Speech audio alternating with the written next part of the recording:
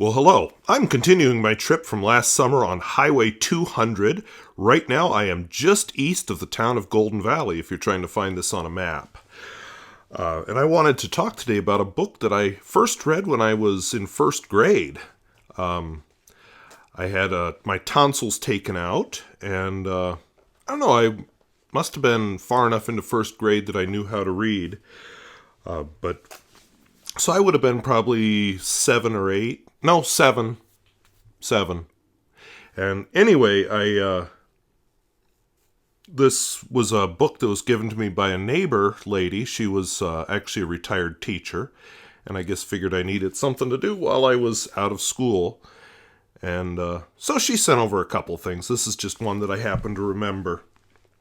So I blame her for me living in North Dakota right now, because this must be what put the idea of the Great Plains in my head, because I have no relatives here. I had never been here until I actually moved out here. So it's kind of wild. And, funny thing, I right now live very close to the town where this book takes place.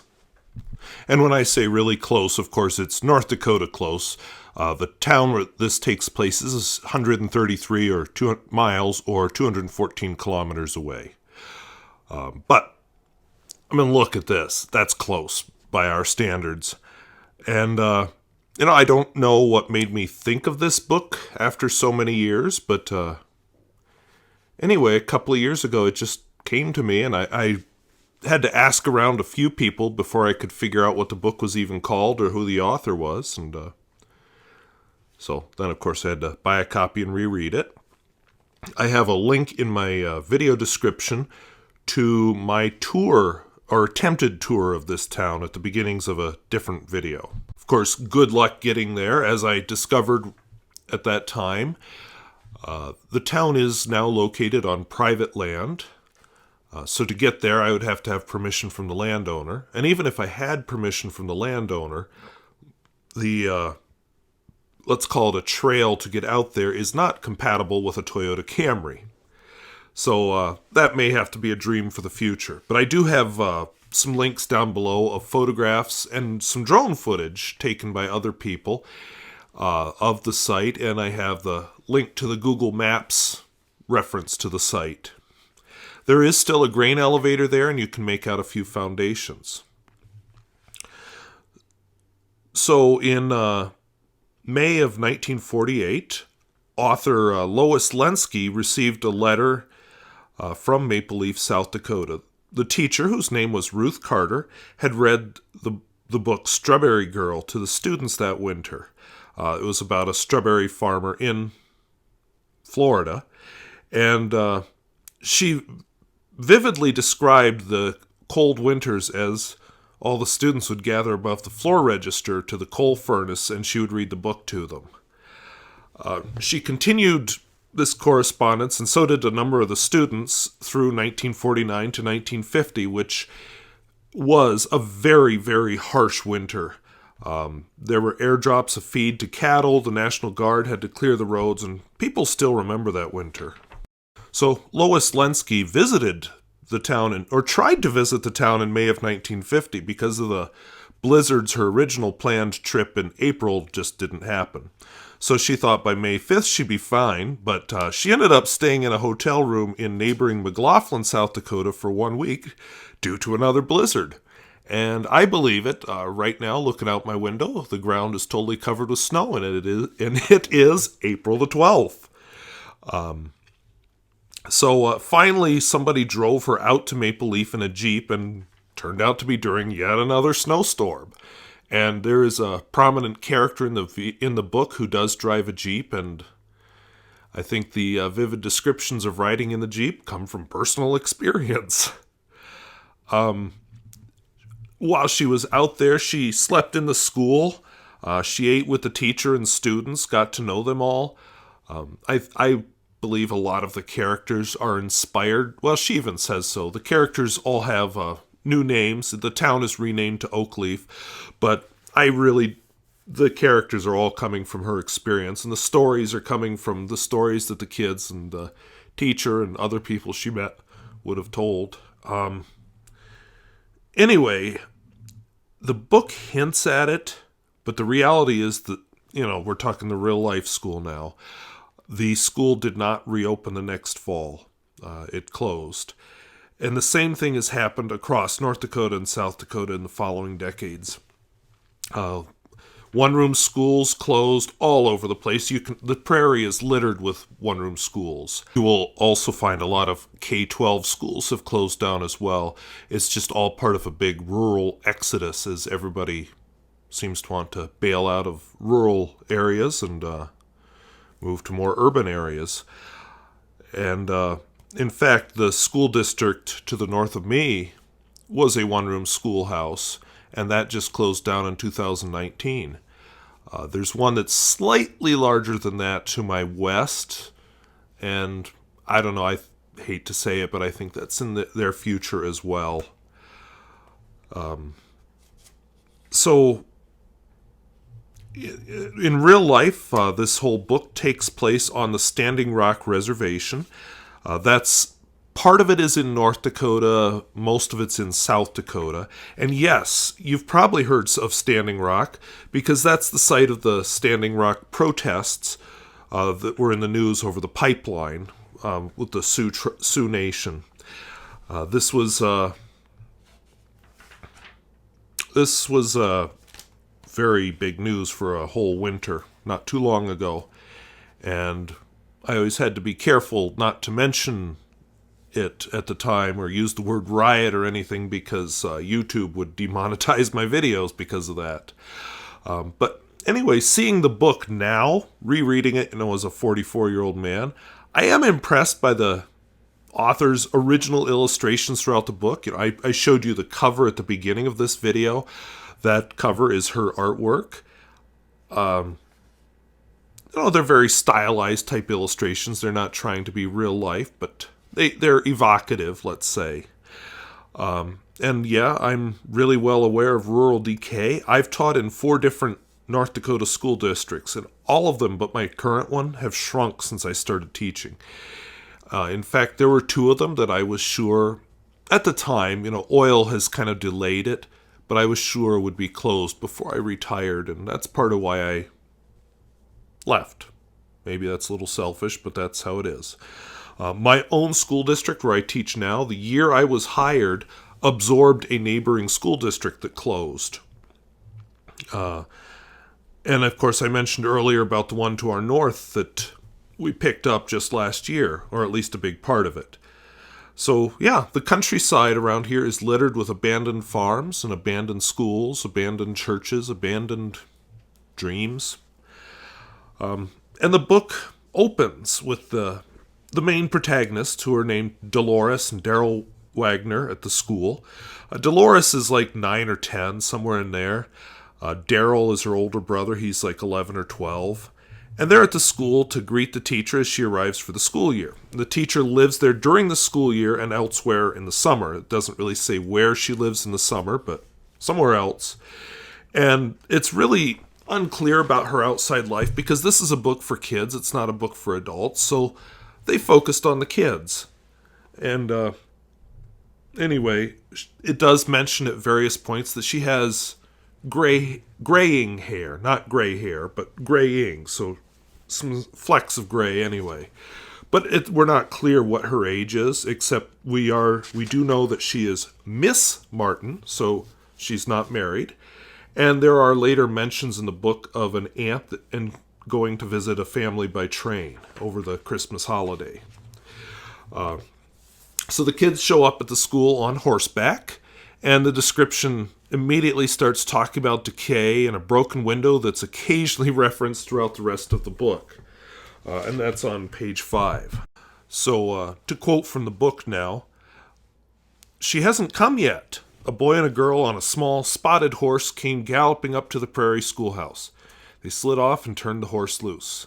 'No, she's not here,' said the girl. 'We're in plenty of time.' The schoolhouse looked shabby and deserted. The front porch was sagging and the weeds grew high in the yard. 'Look, Dolores,' said her brother, 'someone's broken a window.' 'Conrad Snyder did that last year, don't you remember?' said the girl. His ball landed on Miss Martin's desk.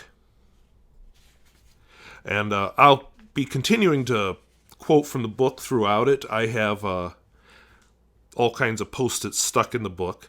Over on page 6, there are a few more mentions. It starts out, "Look at these steps," said Darryl. "Broken down again. I'll have to bring a hammer and nails and fix them, I suppose." And then Dolores mentions, "I wish we could go to that nice new brick school in town. I'd like to ride on a bus." And then they point out the town. He pointed to the north, where tiny Oak Leaf Depot stood beside the railroad track. Just beyond rose a tall grain elevator. Off to the right stood a single house, empty and deserted. On the other side of the tracks, a grass fire was burning, sending up dark, smoldering smoke. "Some town," laughed Dolores. So they go through a little bit of history of the town and so on, and mention that it once had 60 people. And, wonder all the businesses that used to be there. Well, I'll just quote from Dolores. "Oak Leaf had 60 people once," said Dolores, "but they all moved away. I guess it was too windy for them, or too snowy in the winter, or too far out. Papa said there used to be 2 stores, a lumber yard, and lots of houses. I wonder what became of the houses." And then there's just a little bit more about how empty everything has become. And yeah, that's the reality. Down the road from me, there is a town. Hardly anything left of it. The schoolhouse still stands. There's an abandoned house by the road and another abandoned house further back, and that's about it. So, yeah, different world. By the way, speaking of towns, I'm coming up here on Beulah, North Dakota, I think. Don't go through it, we just drive past the road to Beulah. Beulah is a large town, much larger than mine. So, anyway, the teacherage where the teacher lives, it is 2 rooms at the back of the school, a kitchen and a bedroom, described on page 10. And the teacher notices that nothing's been painted despite some promises of painting. The shadow of a frown passed over the teacher's face. "It hasn't been painted!" she exclaimed. She went into the bedroom. "Oh dear, no bureau. I'll have to get used to living out of cartons and egg crates again." And, that kind of foreshadows some other events in the book where they mean to do things, but they don't, and then it catches up with them. I'm not sure what message comes out of that, but it comes up with things like coal and so on. And again, the teacher, Miss Martin, says on page 12, where the kids have invited her back to their house, she says, "No, it's quite safe to stay here," said Miss Martin. She added almost in a whisper, "I must get used to it again." And you keep seeing it, this whole theme of decay and neglect. And remember, this is an educated woman coming out here. She probably, considering the time, only had a 2-year degree. And she has been doing this for quite some time, as it mentions on page 14. It doesn't tell how many years, just that it's some time. So Dolores helps the teacher clean out the school, and they eat supper. And then Dolores does think that it's strange that the teacher eats from cans instead of homemade food like her mother makes her at home.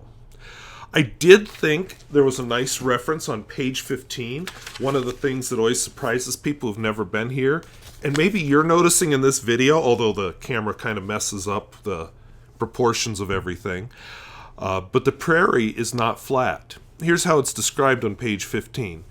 "The prairie stretched so endlessly off in the distance. It was not flat as a pancake, as people so often described it. It was rolling.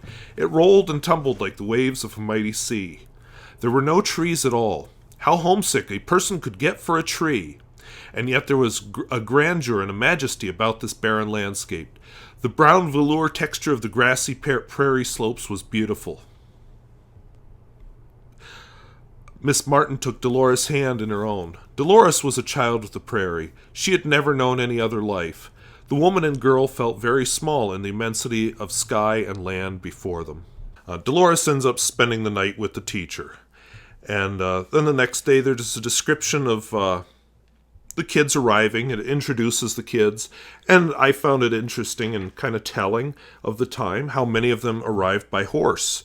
And some of the kids ride their own horses in, and the school has its own barn. I'll talk toward the end about the mice quotient, what this book really is. And I don't mean literal mice, like we're probably living under that school, because it's a building in the country, but we'll get to that. So, Daryl, of course, the older brother, missed the first day of school. He's busy with the farm. On page 20, he drives past the school on a tractor, and the kids all think he's just showing off. And then there's a reference on page 19 that I thought was a little dark about a 6-year-old getting old.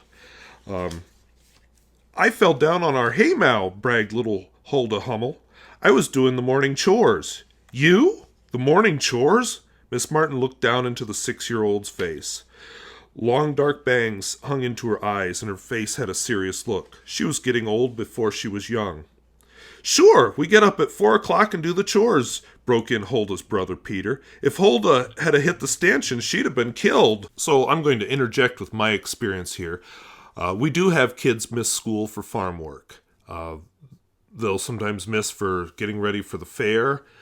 Not our fair, because ours is in the summer, but the kids from the neighboring county do. Or brandings, especially in the spring. And at first that seems kind of shocking, that they're being pulled out of school like that. But then I think, what about the kids who's aren't farm kids, but whose parents just pull them out of school for a week or two for vacation? I love it. Sorry, being a little sarcastic and editorial here.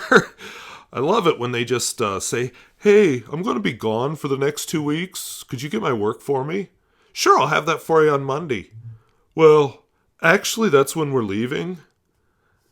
Great. Yeah, I hate that. Sorry, pet peeve of mine. I'm always of the opinion that school should get some priority. But,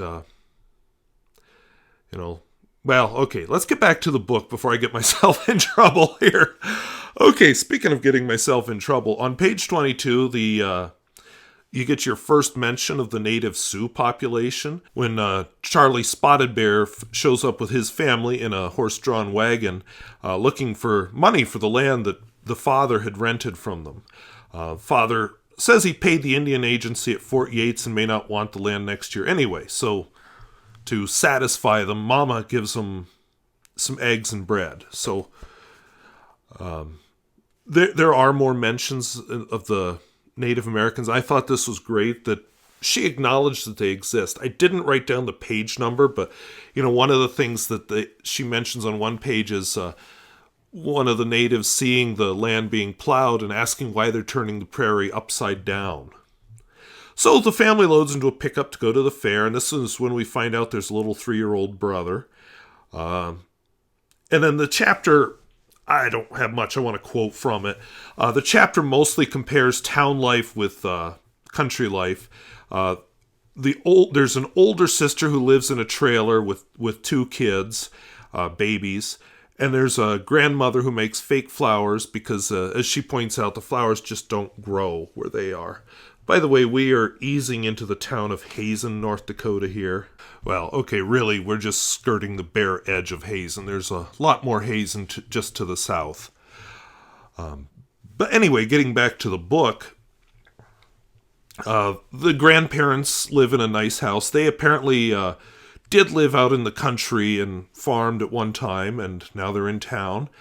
Some discussion of how hard the settlers had it. And it points out that the grandparents are immigrants because they talk about the old country. And they make a big deal about how the grandmother likes to make flowers out of, I forget the name of the material, but it doesn't matter.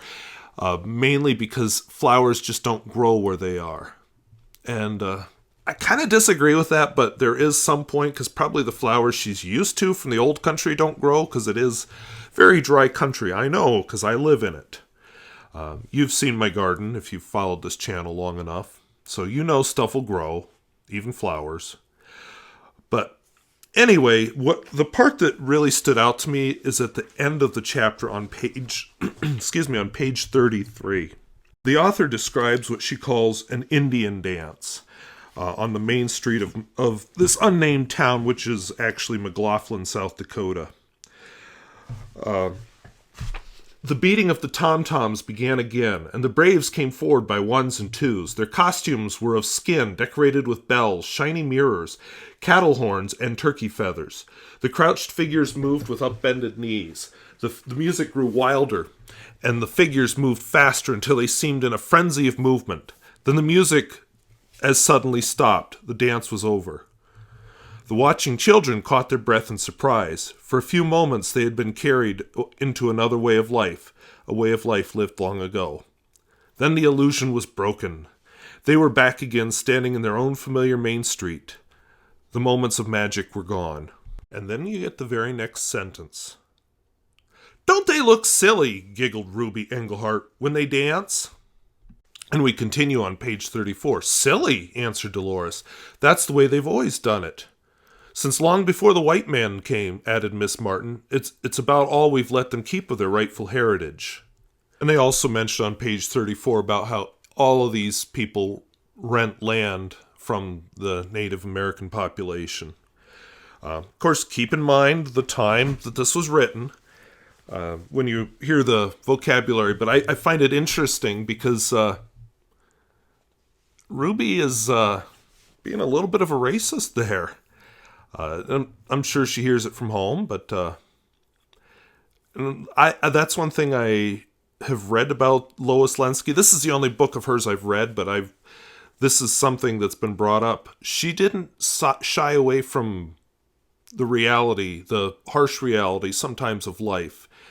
She wasn't afraid to point out racism and ignorance and all those other kind of things, the effects of poverty. And so here is her way of bringing it up. And this is in a children's novel. Remember, copyright date in this book is 1951. You read a lot of the children's literature of the time, and it is very sanitized, but not her books. So to her credit, for sure. Now, this last bit of the chapter kind of took me by surprise. I thought nothing of it as a kid reading it, but here I am as a 44-year-old man. I'm going, A young man flies Miss Martin home, and there's some worries about whether she's dating this young man, because Dolores thinks she's too old to get married, even though she only has a few gray hairs. But it's actually a former student, and what the author is doing is setting him up as a character, because they will need him in the story later. My feeling is that it's entirely innocent, just a former student giving his favorite teacher a flight home. I spent a lot of time on the introduction of this book. I'm going to be, I have a lot fewer Post-its now. I'm going to be skipping around a lot more, but because of how I interpret what this book is, I felt it was good to spend that much time on the beginning. But I'm going to just blast through 3 pages here. Pages 37 to 40 mostly talk about the first snow, and the reason I felt that was worth even bringing up is the kids there are super distracted by the first snow. And you know what? I'm a teacher. I'm in a classroom with windows that face west. It's not a very nice view because we look at the parking lot and the trailer court, but it's windows. And you know what? My kids are just as antsy when we get our first snow. So that totally rings true to me as a teacher. They go on to discuss the lunch being heated in the kitchen. They all bring their own lunch of various types. They compare the different meals the kids bring. And then Ruby, our racist from the earlier chapter, is a snob about sauerkraut, and she refuses to eat it. And that just kind of made me think. I did a video, has it been a year or two? A gentleman that I used to know who is a rancher in the area, and very, older. He's, I don't know, what would he be? Not 100, but close to it. Anyway, he always tells a story about when he was in first grade. His family had some neighbors that bought a farm up the road. The father was a preacher also, so I guess he farmed and preached. And he would always, in the winter, he'd take his kid to school on a sleigh, drawn by a horse. And so this older man that I know wanted to ride, but they wouldn't let him ride. So what he would do is jump onto the runners on the back of the sleigh and try to hold on. And then the dad would hit the horses and make them speed up so he was thrown off. He's, I wish I could have this old guy tell you the story, but the guy would yell, skip dip de dap, or something like that. And, the kid and him didn't get along in school at all. That spring, the family moved away, and, looking at the time, a lot of people were moving off the farms and ranches then. And so this old guy's father made him go up to say goodbye to him. He didn't really want to, but he did. And the father of the family just says, let the Indians have it. So I kind of wonder... we're dealing with a 90-some-year-old man's recollections of being a 7-year-old, but those things do burn into your memory. So, I just kind of like to know more about it. So, I don't know. I thought that story with Ruby, especially her snobbishness over sauerkraut. But then we got to remember this book is definitely a product of its time. So I just got to pause and point this out here on page 43. So there's 2 furnaces in the kitchen, one run by coal, the other one's a kerosene cooking stove. So the coal stove, anyway, the stovepipe on it was foreshadowed earlier as being really rusted. It chooses then to collapse and throws soot all over the 2 girls that are in the kitchen, because of course it's the girls in the kitchen. It's 1949. Soot everywhere. And one of the kids, Emil, the oldest kid in the school, says, after they notice the soot all everything, and then, what should we do? Emil says, have a minstrel show, Emil burst out. The boys laughed. Dolores and Fernetta came to the door, their faces and clothes covered with soot. So, yeah, minstrel show, that's just as bad as it sounds. Now, I don't know. By this time, I think they were kind of falling out of favor. But we know that the 1950s in the United States were not well known for their enlightened views on race relationships anyway. So yeah, that is exactly what it sounds like. And you'll still find racist attitudes around here. Some of it, is totally people are racist. Some of it is just they've never met anybody different from them before. Never met somebody of a different race or of a different sexual orientation or whatever. So it's just plain, they're not real to them. It's like a fictional thing on a movie or TV show because they've never met anybody like that. And so there is probably a big amount of that in this mention of minstrel show. But I've just wondered, is Lois Lenski trying to say something there, or is she showing just how people talked there, or did it really mean nothing to her? I have no idea. So, of course, we need a new stovepipe. And, lucky thing the teacher has a car. So what do we do to get a new stovepipe?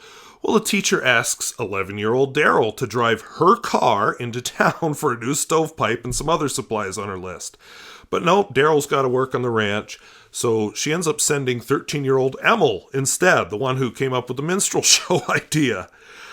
And I just read that, and of course I'm looking at this with 21st century eyes. I didn't get my driver's license until I was 16. Here in North Dakota, they can get them as young as 14, which doesn't make me happy. But anyway, I think they're too young. But at the same time, do we infantilize our kids too much now? I do know for a fact of an 11-year-old who is driving pickup around his ranch to help out. And we had the farm exemption in Pennsylvania about where younger kids could drive. So it makes sense in a way. And in a way, I just keep thinking, oh my gosh, I would never give my car keys to an 11 or 13-year-old.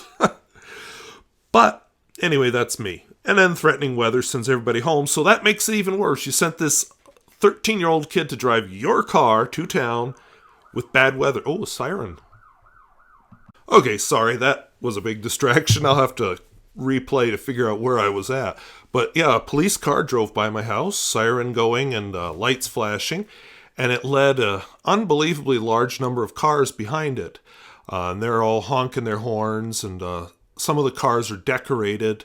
And then the last car is decorated with a cross and a whole bunch of Jesus stuff. So I'm pretty sure, because this is Easter morning, I'm pretty sure since our churches in this town are not meeting for COVID-19 related reasons, that this was their substitute for a church service. I'm not sure which church, but anyway, that's my guess. So now I'm going to stop this and go back and figure out what the heck I was talking about before that interruption.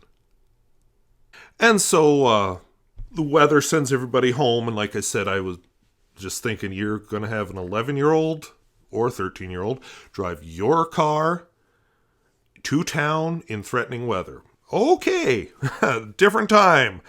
But anyway, the other thing that really struck me was on page 51. Dolores ends up walking home in the snow because her brother had to take the horse home early to go do chores or whatever. And so the mother, "Look at you now," scolded her mother. "Your shoes are soaking wet. Take them off quick. Why you not wear your snow pants and overshoes to school like I tell you? When it comes to winter, you must dress for winter. All this foolishness like those town girls wearing only thin cotton jeans without any warm underwear, and ankle socks just to be stylish. I won't have it. Go change your shoes now quick." And yes, Lois Lenski did like to use dialect in her stuff. I just think that's interesting. A lot of the pictures, the girls are wearing pants. My mother, who would have been, she wouldn't have been old enough to go to school yet. She would have been, not in school yet at the time this book takes place. And she grew up in Pennsylvania. But when she went to school, the girls all had to wear dresses. If waiting for the bus, not always realistic to wear a dress, they would wear jeans under their dress, and then they had to take them off as soon as they got to school. So maybe country life was a little more realistic than that. I don't know. To be fair, my mother did grow up on a dairy farm in rural Pennsylvania, so I don't know. But then we get a whole chapter about the Christmas program, and that kind of thing is still a tradition. I actually once visited a school in Eglin, North Dakota, which had a stage in one room and, could be divided up and stuff. I should go back there. And these programs are community events. When we do our Christmas program here, it's a lot of people come to it, especially the elementary one. I know a gentleman who will turn 102 this spring. He's still alive, but the memory's not so good anymore. But back when his memory was good, he often talked about a school program at One Room Schoolhouse where he went, where they had some kind of machine where the ladies would go into it and come out young. So what they would do is they had the older ladies of the community walk in one end, and then out of the other end, the younger girls would come. So he just loved talking about it. Heard that story a lot of times. But the chapter instead ends with everybody bailing out of the school early due to weather. I remember a Christmas program that was canceled due to snow. So yeah, that happens. And really what she's doing is foreshadowing, because one of the mentions on page 64, the very end of the chapter, is that Papa hasn't brought coal to the school, and that's something he has been asked to do several times. So obviously it's going to be a problem. So then we get a whole chapter on Christmas vacation. You see I'm getting faster here. It turns out, hey, Papa hasn't brought coal to the house either, and they run out. The 3-year-old gets super sick, and while Papa is off in a storm trying to get coal, and so Mama has no way to get help. So they're foreshadowing and setting the whole setting up here. And we've got Daryl basically having to work as an adult. And then we get to chapter 6, which tells us about the difficulty of traveling in the snow. Dolores is sent for medicine. Now, they can't call on the phone because they don't have a phone. So they don't have a vehicle because Papa's off getting coal with it. So Dolores travels by horse until the horse is bogged down in the snow, so she leaves it at a neighbor's place and then walks to where her uncle comes out in the Jeep. Remember I told you about the Jeep? To work wherever it is he works, somebody's ranch. and gets a ride into town with him and spends the night. And I know blizzards shut down the state, which is making me think, looking at this footage, why the heck am I using a summer video for this book that mostly takes place in the winter? Oh yeah, because I don't have very many winter videos, because usually if it's winter I don't travel because I like my car and I like my life and I don't want an accident. I do remember a 6-hour trip home from Bismarck after staying there an extra night thanks to snow. Wish I'd had a dash cam back then. That was quite a hair-raising adventure. Seeing all the bridges on the interstate almost blown shut and cars in the ditch all over. Yeah, lots of fun. So, again, it's setting the stage for winter travel is difficult in the Dakotas.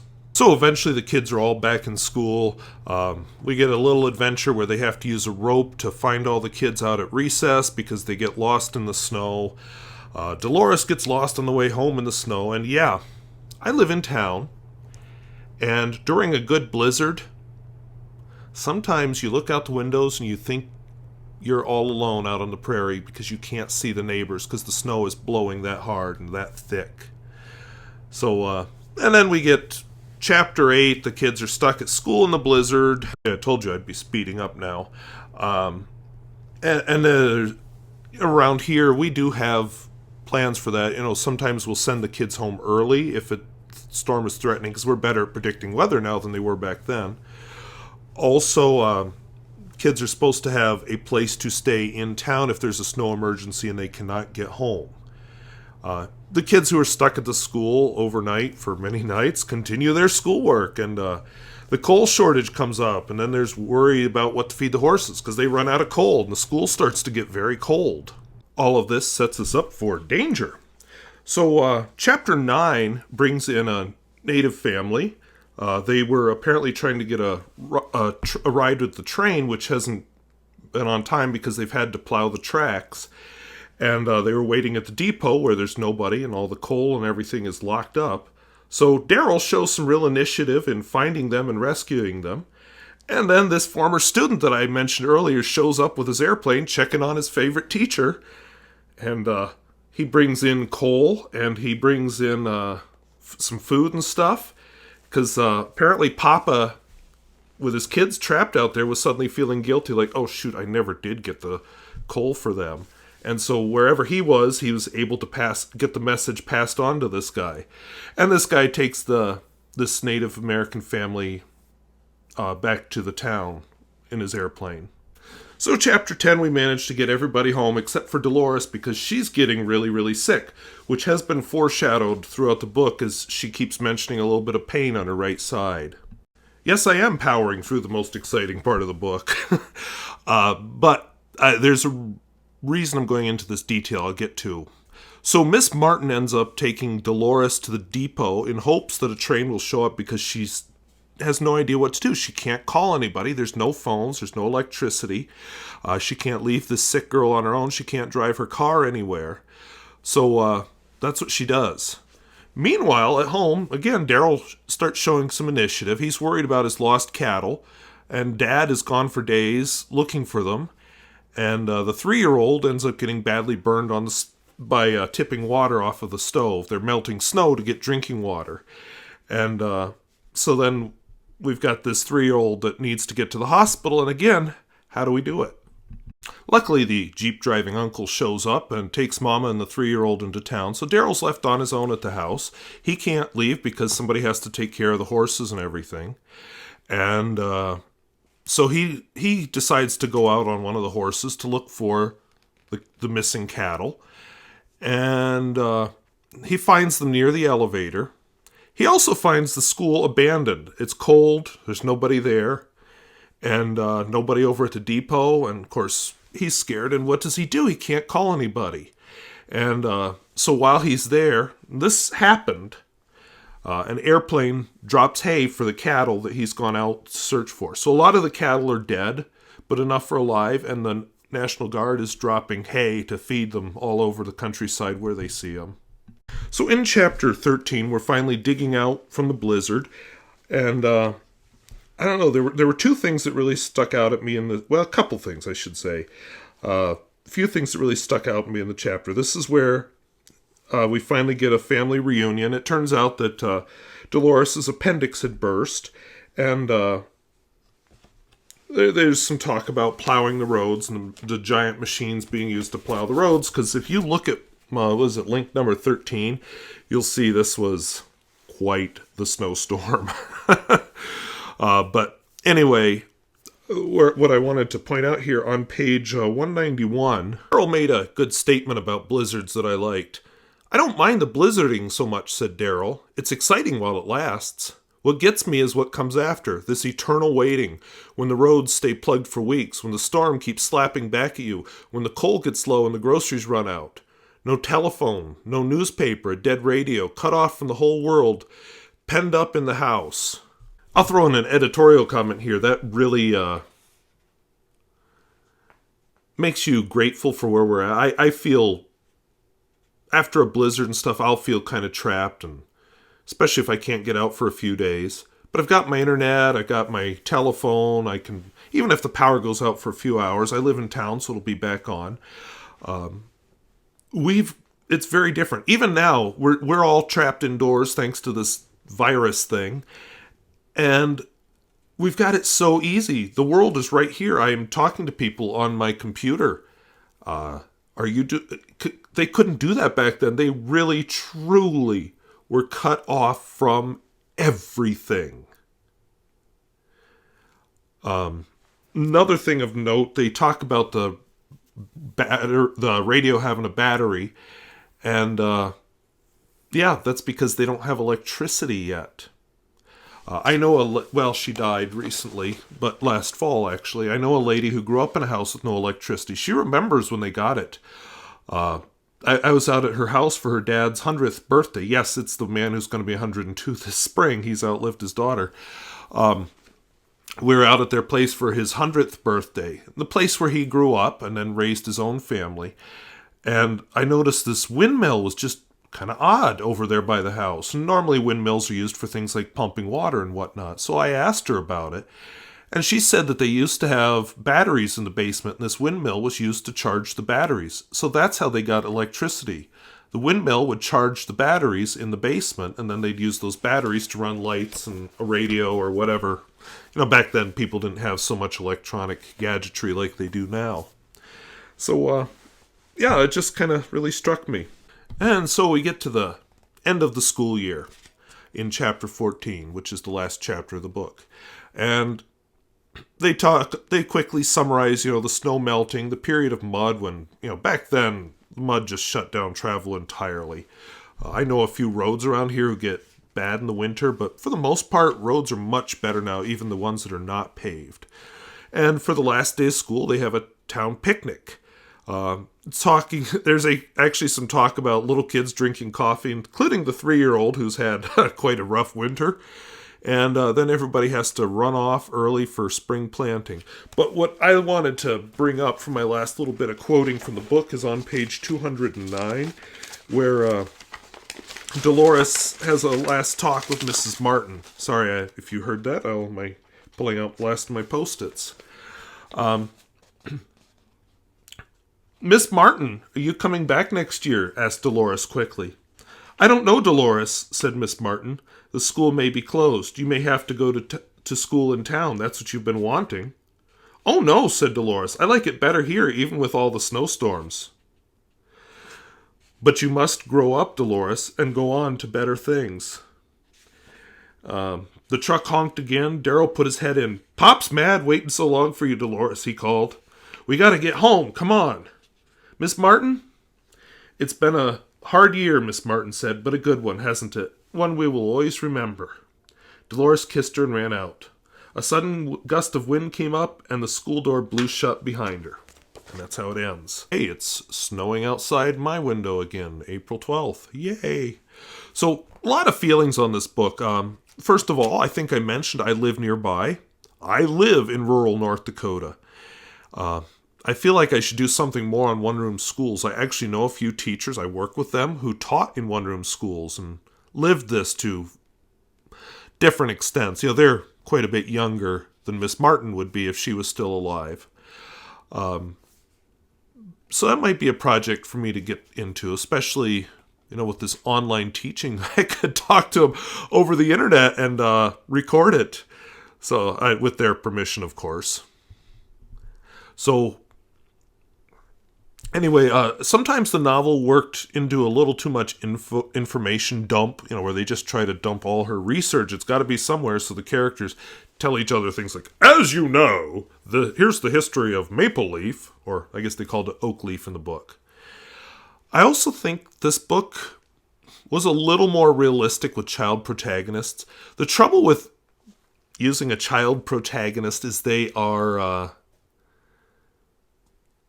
their world is not an action world. They're more things happen to them rather than they are the prime mover.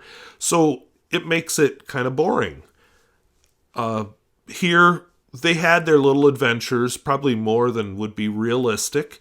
But in the end, they are what child protagonists would be. It's the adults really saving the day and doing the important things.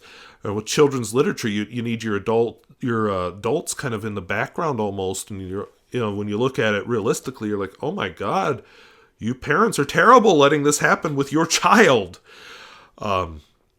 So I think she made them as effectual as realistically possible, considering their ages. I am curious about Miss Martin. Why was she never married? There was a time, and this is past that time, when teachers were not allowed to marry. If they did get married, they had to quit teaching. This is long past that time. What kept bringing her back to these conditions? You could see the kind of despair about it right in the beginning. Where did she go and what did she do in the summer? It's a book for the children, but I wonder that. And it's kind of a strange balance with children, too. How much responsibility do you give kids? You have to remember that they are children. At the same time, it does get into a city versus country kids discussion pretty early on. I remember, it's been probably 17, 18 years. I went down to Arizona and kind of took the scenic route. I was going for my brother's wedding. But anyway, along the way, I went through Alzada, Montana. After a ridiculously long stretch of unpaved road from Ekalaka, which is now paved, by the way, but it wasn't back then, and was talking to the lady at the gas station there where I had supper, and she was talking about how they still have a school in Alzada, and the nice thing, it's a one-room school. The nice thing about it was that they could get the kids, they could schedule it around the kids working on the ranches and things. And she talked about how the kids grow up so much quicker there, and how her daughter worked at the ranch. They had, I guess they would rent, rooms or cabins or something to hunters. And the hunters were always impressed by how her daughter worked, even though she was just a kid. And there is something to that. Kids need responsibility. They need chores. Sorry, the teacher in me is coming out. But at the same time, they're learning to be adults, but they are not adults. They need time to be kids. They need time to figure out who they are. And some families just overwork their kids. Other families don't work their kids enough. And if you live in town, that's an easy mistake to make. Your kids need responsibility, even if it's not going out and feeding the cattle or something. They need some kind of responsibility. And that's one of the messages, I think, that comes out in this book. The ending was pretty poignant. I took an adventure when I moved to North Dakota back in fall of 1999. What if I had gone to a city instead? I think about it. I grew up rural. I'm still rural, just in a different state. Why didn't I truly branch out? You can see that the kids in this novel are really locked into their life very young. Why can't they have more freedom? And shouldn't school give them the potential to get that freedom? I've shown you where I work before. We have photographs of all the graduating classes lining our hallways. And there's a lot more girls than boys in them. Why? because the boys were needed at home on the ranch. So a lot of boys never completed their education, and they were expected, the ranch is your future, and that's that. And once you're old enough to be out of school, 8th grade or sometimes sooner, you're done. You don't need any more education. You got to work. So that's very different. I look at education as giving kids the opportunity to make their own choices, and if they want to get out of this small town, they can. If they want to come back to this small town, they can. If they will change their mind as they get older, they can. That's what I think education is all about. Give you that potential. But they wouldn't have had that back then. You're just on the ranch, and that's that. You're a girl, you got to get married. That's that. Very different world. I have in my notes here, discuss COVID-19. I really can't remember what I meant by that note. But right after that, I have a couple other notes about, think about the 1950s. Cars were pretty common back then. The family owns a pickup. They have a car, too, that doesn't work. Actually, somewhere in the book, Mama complains about how Dad keeps buying equipment, then it breaks down, and they have to buy more, and they just can't get ahead. That's a pretty common complaint from farmers. You drive past these farms, and a lot of them are in debt up to their eyeballs, and they're one bad harvest away from bankruptcy. Another thing, the book didn't shy away from the racial issues. Here in North Dakota and South Dakota, the main racial issues happen to center around Native Americans. And an interesting topic that I've brought up on my channel a few times were what they called Indian boarding schools, where they would take the Native American kids out of the home, make them cut their hair like white people.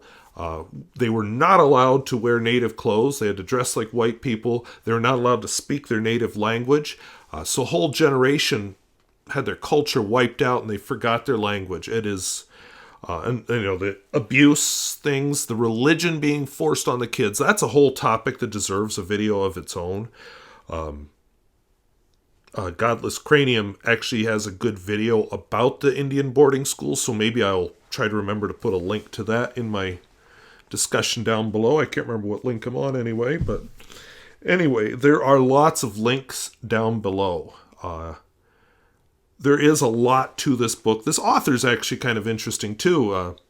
She got married, and her husband kind of figured, you're going to be at home raising the kids. And she's like, I'm going to write. I don't care. And she must have been quite a tough lady to get her own way. She ended up, I think she was from Illinois, but ended up moving to Florida for health reasons. And I think it's very interesting how she focused it on not the rich people so much as more the working class or even the poor in the different cultures around the country. Very interesting. And for children's books, they're quite different from what was around in that era. So I might have to read more of her stuff. I don't know. I just want to close. We're here on alternate 200. This is a very familiar trip for me. I lived in a little town that we won't see it in this video, but we will see it. It will be the next town, actually, that we go through. I used to live in a little town called Turtle Lake, and when I would go to Bismarck, usually this was the route I took home. I'd go down to Bismarck. There's a road over to the east of here that went south from Mercer down to Wilton, and then I'd join Highway 83 in Wilton, go to Bismarck, and then I'd come back from Bismarck usually and get off Highway 83 in Washburn and take this way home. And really brings back a lot of memories. And then I realized how long ago that was for me. I taught my first 3 years in a little town called West Hope. Then I taught my next 3 years in this little town that you'll be seeing in the next time I run this footage. called Turtle Lake, here in Harvey, and I've been here in the southwestern part of the state ever since. So, what has it been? 20 years of teaching, I guess. So, first 7. So I've been here 13 years. Definitely this COVID-19. Oh, that's what I meant. Yeah, this COVID-19 thing has been a memorable thing for my teaching, not necessarily in a good way. Kind of like the blizzard is probably a memorable thing for this teacher and all of her students. And anyway, I think I have footage. I spent some time driving around Turtle Lake, and I've got, the time to get to it. I'm wondering, it might be a good video to just discuss a little bit teaching in a small town and, some of my experiences and recollections and things I've learned over the years, because, yeah, I've learned a lot. I apologize if you were one of my students in Turtle Lake or West Hope, because I didn't have a flippin' clue what I was doing back then. Go into teaching or probably any profession thinking, well, I've got my 4 years of college, I know what I'm doing, and no, you don't. You sure discover that. Another thing I might be interesting to reflect on, I get reminded of it when I go down to the Black Hills around here, or when I go north to the Ponderosa Pines up in Slope County. This is a very different experience of the world than you get in a forested area. If you're from an area with forest or city, here it's so wide open. And, this is nowhere near as flat as the eastern end of the state. Someday I have to drive around there. Too bad I lost all my footage of that one. But, it's a very different experience. You can see so far. You can see the storms build up. And, yes, we're going to drive through some storms after I get north of Turtle Lake. It's just very different. I remember, if I go to my parents' house in Pennsylvania, you hear thunder. It's blue sky above you. You can't see anything because there's trees all around you. And then all of a sudden the storm's over top of you. Here, you see it coming. You can even see the storm that's miles away and isn't even going to touch you. It's just...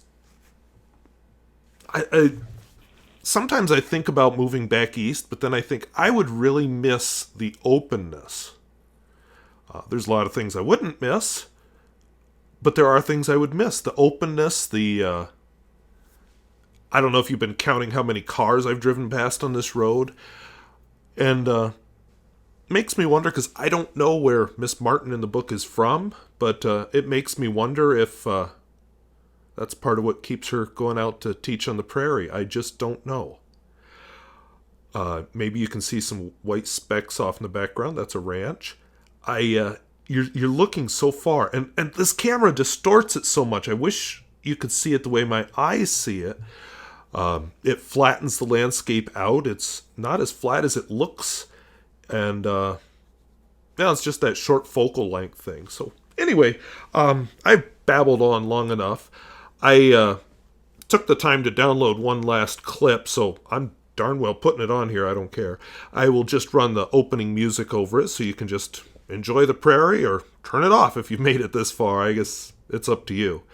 But anyway, look forward to a video soon about my teaching experiences and what I've learned and mistakes I've made. And maybe some more reflection on life in the Great Plains and why I'm here and not somewhere else. I don't know. So anyway, thank you for watching. We'll talk to you later. Bye-bye.